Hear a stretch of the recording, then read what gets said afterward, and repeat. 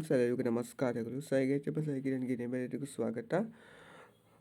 ಎಲ್ಲರೂ ಸಹ ಶ್ರಾವಣ ಮಾಸದಲ್ಲಿ ಇಷ್ಟಪಟ್ಟು ಆಚರಣೆ ಮಾಡುವಂಥ ಒಂದು ವ್ರತಗಳಲ್ಲಿ ಮಂಗಳಗೌರಿ ವ್ರತ ಸಹ ಒಂದು. ಸೊ ಇವತ್ತಿನ ಈ ಒಂದು ವಿಡಿಯೋದಲ್ಲಿ ನಮಗೆ ಮಂಗಳಗೌರಿ ವ್ರತದ ಬಗ್ಗೆ ಸಂಪೂರ್ಣವಾದ ಒಂದು ಮಾಹಿತಿಯನ್ನು ಕೊಡ್ತಾ ಇದ್ದೇನೆ. ಬನ್ನಿ ನೋಡೋಣಂತೆ. ಇದನ್ನು ಮದುವೆಯಾಗಿ 5 ವರ್ಷಗಳು ಆಚರಣೆ ಮಾಡ್ತಾರೆ. ಹಾಗೆ 5 ವರ್ಷದಂದು ಉದ್ಯಾಪನೆ ಮಾಡಿ ಜೀವನ ಪರ್ಯಂತ ವಿಶೇಷವಾಗಿ ಅಂದರೆ ಸರಳವಾಗಿಯೇ ಅವರು ಪೂಜೆಯನ್ನು ಮಾಡ್ಕೊಳ್ತಾರೆ. ಹಾಗೆ 5 ವರ್ಷದವರೆಗೆ ಬಾಗಿನವನ್ನು ಸಹ ಕೊಡ್ತಾರೆ. 4 ವರ್ಷದವರೆಗೆ ಅಂದರೆ ಪ್ರತಿ ವರ್ಷ ಸಹ 2 ಬಾಗಿನವನ್ನು ಕೊಡ್ತಾರೆ. 4 ವರ್ಷವರೆಗೆ ಅದು 8 ಬಾಗಿನವಾಗ್ತದೆ. ಮತ್ತು 5ನೇ ವರ್ಷಕ್ಕೆ ಮತ್ತೆ 8 ಬಾಗಿನವನ್ನು ಕೊಡ್ತಾರೆ. ಈ ಥರ 16 ಬಾಗಿನವನ್ನು ಕೊಟ್ಟು ತಮ್ಮ ಒಂದು ಈ ಮಂಗಳಗೌರಿ ವ್ರತವನ್ನು ಕಂಪ್ಲೀಟ್ ಮಾಡ್ತಾರೆ. ನಂತರದಲ್ಲಿ ಸರಳವಾಗಿಯೇ ಪೂಜೆ ಮಾಡ್ಕೊಳ್ತಾರೆ ಪ್ರತಿ ವರ್ಷವೂ ಸಹ. ಹಾಗೆಯೇ ಒಂದು ಈ ಪೂಜೆ ನಮಗೆ ಹೆಚ್ಚಿನಾಗಿ ಪೂರ್ವ ಸಿದ್ಧತೆ ಅಂತ ಏನು ಸಹ ಇರುವುದಿಲ್ಲ. ಒಂದು ಪುಸ್ತಕವನ್ನು ಮತ್ತು ನೀವು ಸಿದ್ಧತೆಯನ್ನು ಮಾಡ್ಕೋಬೇಕು. ಹಾಗೆ ಒಂದು ತಾಂಬೂಲವನ್ನು ಸಹ ಸಿದ್ಧತೆ ಮಾಡ್ಕೋಬೇಕು. ನೀವು ಎಲೆ, ಅಡಿಕೆ, ದಕ್ಷಿಣೆ, ಬಾಗಿನದ ಸಾಮಾನು, 2 ಬಾಳೆಹಣ್ಣು, ಹಾಗೆ ಅರಿಶಿನ ಮುಖದ ಪ್ಯಾಕೆಟು, ಬಳೆ ಅಷ್ಟನ್ನು ಸಿದ್ಧತೆ ಮಾಡ್ಕೋಬೇಕು.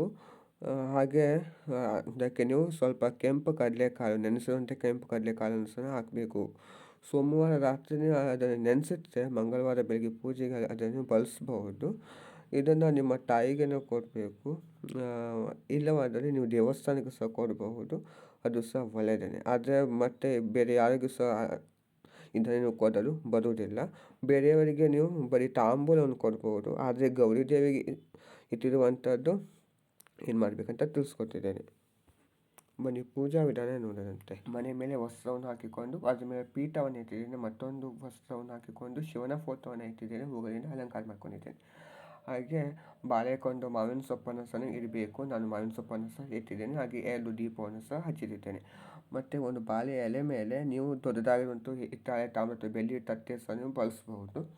ನಾನು ಒಂದು ಬಾಳೆ ಎಲೆ ಮೇಲೆ ಅಕ್ಕಿಯನ್ನು ಹಾಕಿಕೊಂಡಿದ್ದೇನೆ. 3, 5, 7, 9 ಇದೆ ಅಕ್ಕಿಯನ್ನು ಹಾಕ್ಕೋಬಹುದು.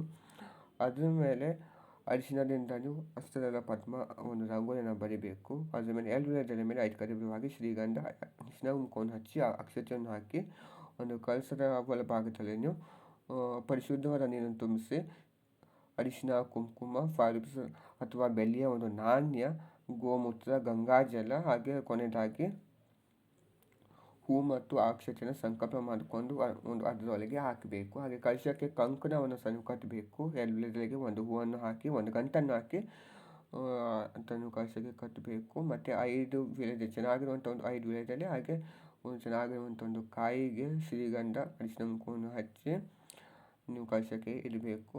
ಹಾಗೆ ನೀವು ಕಳಶಕ್ಕೆ 16 ಎಲೆ ಗೆಜ್ಜೆ ವಸ್ತ್ರವನ್ನು ಸಹ ನೀವು ಹಾಕಬೇಕು. ಹಾಗೆ ಅರಿಶಿನ ಕೊಂಬಿನ ಮಾಡುವಂಥ ಮಾಂಗಲ್ಯ, ನೀವು ಹಾಗೆ ಒಡವೆ ಇದ್ದರೆ ಒಡವೆಯನ್ನು ಸಹ ನೀವು ಹಾಕ್ಬೋದು. ಮತ್ತು ಗೌರಿಗೆ ನೀವು ಮುಖಪದ್ಮ ಸಹ ಹಾಕ್ಬೋದು. ನೀವು ವರಮಹಾಲಕ್ಷ್ಮಿ ಹಬ್ಬಕ್ಕೆ ಉಪಯೋಗಿಸುವಂಥ ಒಂದು ಮುಖಪದ್ಮವನ್ನು ನೀವು ಹಾಕಬಹುದು. ಹಾಗೆ ಒಂದು ಬ್ಲೌಸ್ ಪೀಸನ್ನು ಹಾಕಿ ಒಂದು ಕೈಗೆ 6 ಬಳೆ, ಮತ್ತೊಂದು ಕೈಗೆ 5 ಬಳೆ, ಈ ಥರ ನೀವು 11 ಬಳೆಯನ್ನು ಹಾಕಬೇಕು. ಹಾಗೆ ಅದೇ ಎಲೆ ಮೇಲೆ ಅಂದರೆ ಅದೇ ಬಾಳೆ ಎಲೆ ಮೇಲೆ ನಾನು ಕೆಳಭಾಗದಲ್ಲಿ ಗಣೇಶ ಹಾಗೆ ಅರಿಶಿನದಿಂದ ಮಾಡುವಂಥ ಮಂಗಳಗೌರಿಯನ್ನು ನಾನು ಪ್ರತಿಷ್ಠಾಪನೆ ಮಾಡ್ಕೊಂಡಿದ್ದೇನೆ.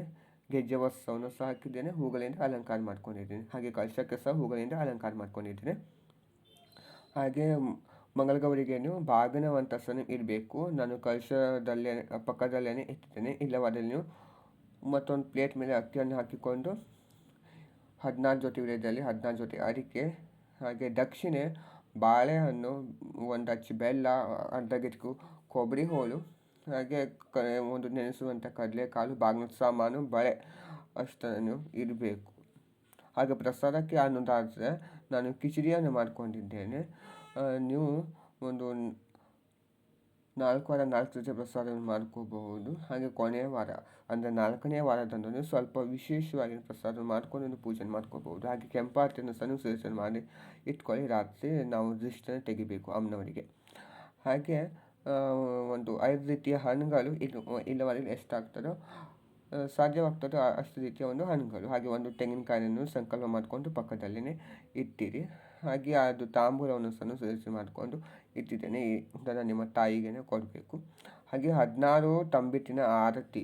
ಈ ತಂಬಿಟ್ಟಿನ ಆರತಿ ಹೇಗೆ ಸಿದ್ಧತೆ ಮಾಡ್ಕೋಬೇಕಂದ್ರೆ, ಗೋಧಿ ಹಿಟ್ಟಿಗೆ ಸ್ವಲ್ಪ ಬೆಲ್ಲದ ಪುಡಿ, ಹಾಗೆ ಸ್ವಲ್ಪ ಏಲಕ್ಕಿ ಪುಡಿ, ಸ್ವಲ್ಪ ಸ್ವಲ್ಪ ಒಂದು ತುಪ್ಪ, ಹಾಗೆ ಸ್ವಲ್ಪ ಸ್ವಲ್ಪನೇ ನೀರನ್ನು ಹಾಕಿ ಅದನ್ನು ಕಲಿಸ್ಕೊಂಡು 16 ದೀಪ ಹಾಗೆ ನೀವು ಸಿದ್ಧತೆ ಮಾಡ್ಕೋಬೇಕು. ಅದಕ್ಕೆ ನೀವು 16 ತುಪ್ಪದ ಬತ್ತಿ, ಅಂದರೆ 2 ತುಪ್ಪದ ಬತ್ತಿ, 1 ತುಪ್ಪದ ಬತ್ತಿ ಹಾಗೆ ಮಾಡಿ 16 ದೀಪಕ್ಕೆ ಸಾಕಿ, ಹಾಗೆ ಇನ್ನೂ ಸ್ವಲ್ಪ ಮೇಲೆ ತುಪ್ಪ ಹಾಕಿ ಸಿದ್ಧತೆ ಮಾಡ್ಕೊಬೇಕು.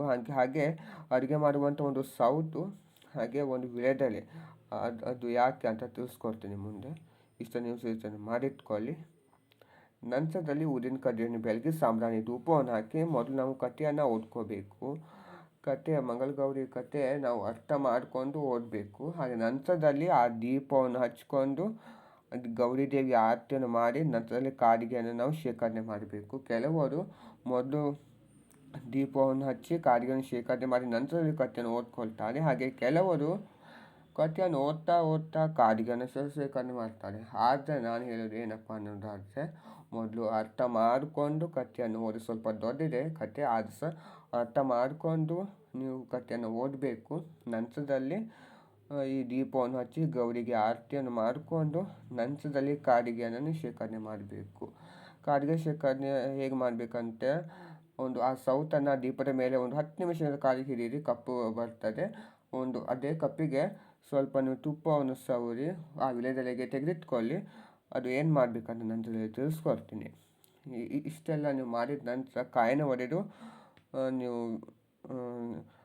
ಅಕ್ಷತೆಯನ್ನು ಹಾಕಿ ಗೌರಿಗೆ ನಂತರದಲ್ಲಿ ನೀವು ಮಂಗಳಾರತಿ ಮಾಡ್ಕೋಬಹುದು. ತುಪ್ಪದ ಆರತಿನೇ ಮಾಡಿಕೊಳ್ಳಿ, ತುಂಬಾ ಒಳ್ಳೆಯದು.